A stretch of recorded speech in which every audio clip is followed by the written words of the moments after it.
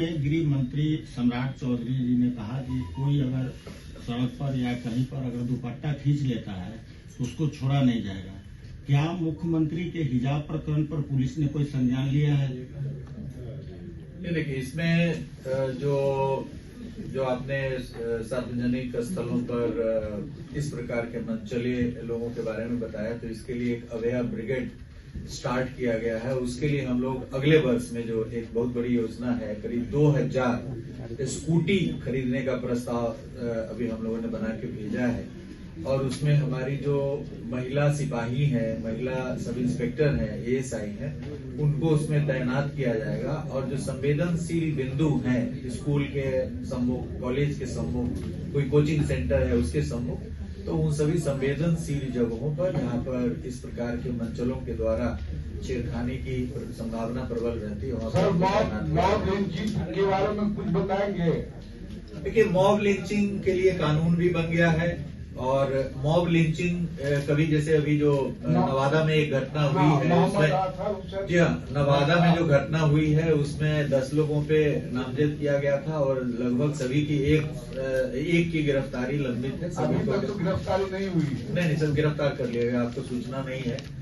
गिरफ्तारियां हुई है, उसमें ज्यादातर की गिरफ्तारियां हो गई है। कुछ ही लोग बचे हुए हैं, 2 बचे हुए हैं। तो इसमें जो घटना जो मॉब लिंचिंग की होती है, तो ज्यादातर अब उसमें कहा जा रहा है कि हॉकर थे। नवादा वाली जो घटना हुई उसमें हॉकर थे। एक उन पर यह भी केस दर्ज किया गया है कि वो, जैसे आप ये भी देखे होंगे कि जो कुछ गैंग्स जो रहते हैं, जो दूसरे राज्यों से भी आते हैं, तो वो दिन में हॉकिंग का काम करते हैं, तरह तरह का वेश बदल करके, और चिन्हित करते हैं अपने टारगेट को, रात्रि के दौरान अपराध को अंजाम देते हैं। तो ये भी कोई ऐसी घटनाएं काफी सारी प्रतिवेदित हुई है। तो जनता के जनमानस में ये रहता है कि यदि कोई भी हॉकर, उस तरह का यदि आदमी साधु संत के वेश में भी कभी कभी रहता है, तो उसको वो मानते हैं कि हो सकता है अपराध की नियत से हमारे घर को चिन्हित कर रहा है, गांव को चिन्हित कर रहा है और अपराध को अंजाम देगा। तो इस प्रकार मिस्टेकन आइडेंटिटी में भी कभी कभी घटनाएं हो जाती है। निर्दोष आदमी भी मॉब लिंचिंग में मारा जाता है, इससे हम इनकार नहीं कर सकते हैं। लेकिन कभी कभी उस प्रकार के आपराधिक तत्व भी रहते हैं जो इस प्रकार की हरकतों में शामिल रहते हैं। उन पर मॉब का जो प्रहार होता है उसमें वो काल कबलित होते हैं, उनकी मृत्यु तक हो जाती है। तो मॉब लिंचिंग के अपराध जो है पहले काफी था, कानून में संशोधन हुआ है। मॉब लिंचिंग को अपराध घोषित किया गया है, इसे क्राइम घोषित किया गया है। और पुलिस भी काफी तत्परता पूर्वक मॉब लिंचिंग की जहाँ कहीं घटना होती है उसको हम लोग काफी संवेदनशीलता के साथ देखते हैं। और इस केस को, नवादा वाले केस को हम सीधे अपने मॉनिटरिंग में रखेंगे। और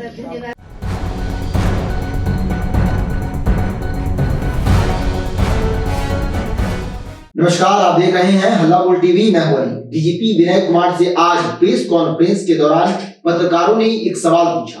पत्रकारों ने पूछा कि सम्राट चौधरी बोलते हैं कि जो मनचले हैं और वो लड़कियों के दुपट्टे को खींचते हैं उन पर एक्शन होगा। तो क्या नीतीश कुमार जो कि बिहार के सीएम हैं, उन्होंने एक युवती का हिजाब खींचा, क्या इस पर पुलिस एक्शन लेगी? तो आखिर उन्होंने क्या कुछ जवाब दिया, इस पर विस्तार से जानकारी देने के लिए हमारे साथ मौजूद है हल्ला बोल टीवी के संपादक दीपक शर्मा। देखिए, आज बिहार पुलिस के महानिदेशक, बिहार के डीजीपी विनय कुमार पत्रकारों से रूबरू थे। प्रेस कॉन्फ्रेंस चल रही थी। इस दौरान कुछ पत्रकारों ने यह सवाल किया उनसे पूछा गया बिहार पुलिस के डीजीपी विनय कुमार से, बिहार पुलिस के महानिदेशक विनय कुमार से, कि बिहार के गृह मंत्री सम्राट चौधरी कहते हैं कि राह चलती लड़कियों का, स्कूल आ रही, कॉलेज आ रही, जा रही लड़कियों का जो दुपट्टा खींचने वाले जो मनचले हैं, जो उनका आते जाते दुपट्टा खींच देते हैं, उन पर कार्रवाई होगी, उन पर एक्शन होगा। तो मुख्यमंत्री नीतीश कुमार ने भी एक महिला का हिजाब खींच दिया, तो क्या पुलिस इस पर एक्शन लेगी? बिहार के डीजीपी विनय कुमार इस सवाल से बचते नजर आए और इस सवाल को टालते हुए उन्होंने यह बताना शुरू किया कि आपने जो जिक्र किया है कि उसके लिए रोमियो स्क्वाड बनाई गई है, दीदी पुलिस बनाई गई है, 2000 स्कूटी की खरीद की जा रही है और हम किसी भी मनचले को राह चलते, सड़क पर या कहीं भी किसी भी छात्रा को, किसी भी महिला को छेड़ने या परेशान करने नहीं देंगे। इसके लिए 2000 स्कूटी खरीदने की योजना है और ब्रिगेड हम बना रहे हैं मंचलों को रोकने के लिए। सभी सार्वजनिक स्थानों पर महिला पुलिस को तैनात किया जाएगा, जैसे कोचिंग संस्थान, कॉलेज, हर जगह तैनात किया जाएगा। यह जो आज प्रेस कॉन्फ्रेंस हुई, इसमें उन्होंने कहा कि संवेदनशील जगहों जैसे कोचिंग, स्कूल, कॉलेज के बाहर मंचलों का जमावड़ा होता है। ऐसी जगहों पर महिला सिपाही, सब इंस्पेक्टर की तैनाती की जाएगी। आज जो प्रेस कॉन्फ्रेंस हुई, गृह विभाग के एसीएस ने प्रेस कॉन्फ्रेंस कर कानून व्यवस्था को लेकर जानकारी साझा की। इसमें मौके पर DGP Vinay Kumar, ADG law and order Pankaj Darad भी मौजूद थे। इस दौरान पत्रकारों ने उनसे डीजीपी से हिजाब विवाद पर पूछ लिया कि क्या मुख्यमंत्री पर पुलिस एक्शन लेगी जिन्होंने एक महिला, एक युवती का हिजाब खींच दिया, क्योंकि गृह मंत्री कहते हैं कि जो दुपट्टा खींचेंगे मंचले उन पर एक्शन लेंगे। तो मुख्यमंत्री ने हिजाब खींच दिया तो उन पर एक्शन क्यों नहीं होना चाहिए? क्या मुख्यमंत्री कानून से ऊपर है? अब डीजीपी विनय कुमार ने इसका सीधे सीधे जवाब तो नहीं दिया।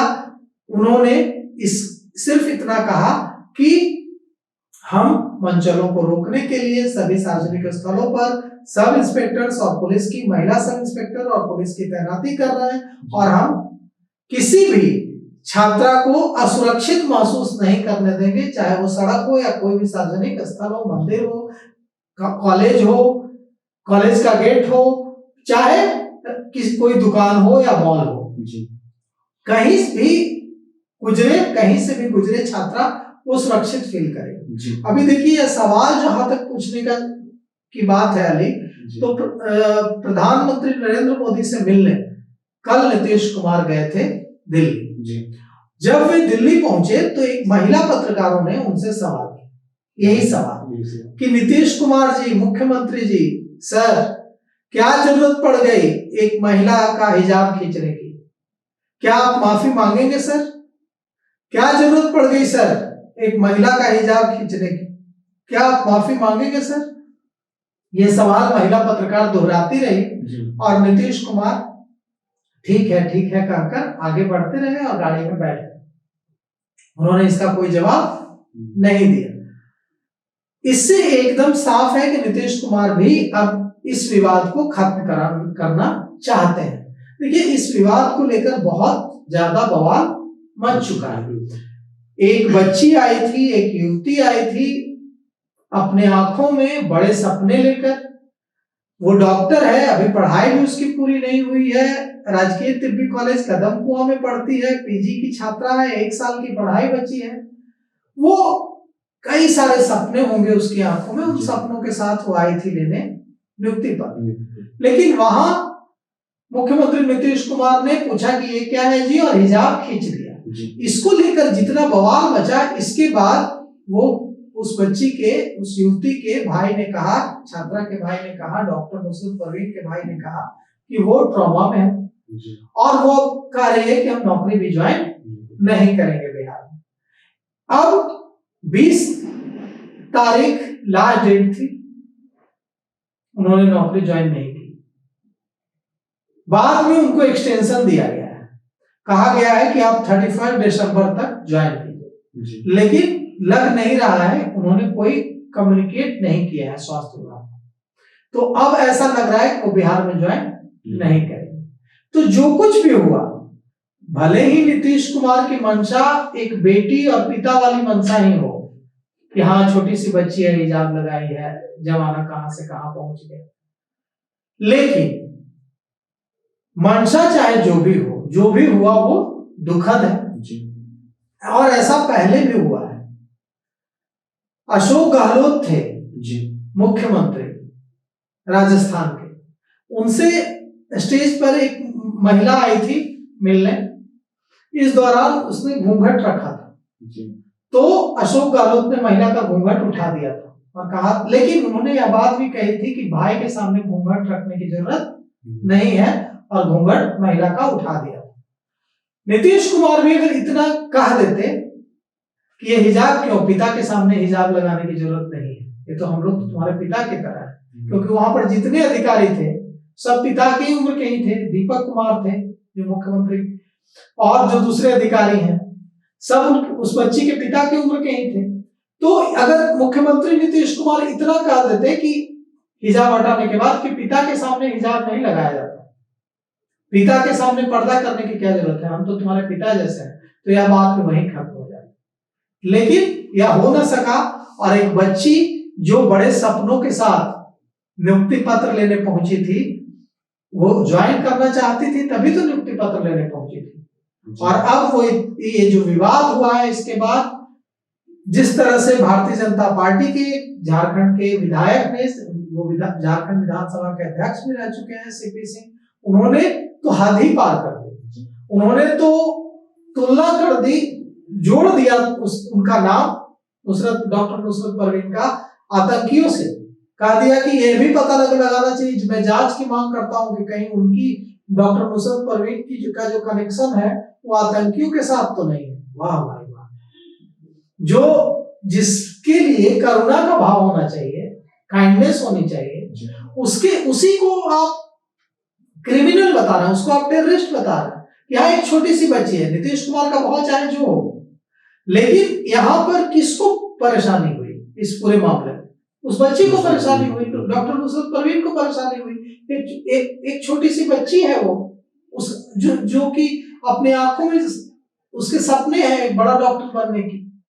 अब उसी को आप आरोप लगा रहे हैं कि वो उसकी जांच की मांग कर रहे हैं। क्या है वो? राजकीय तिब्बी कॉलेज पटना के कदम कुआं में पढ़ती है, 1 साल का पीजी बचा हुआ है उसे।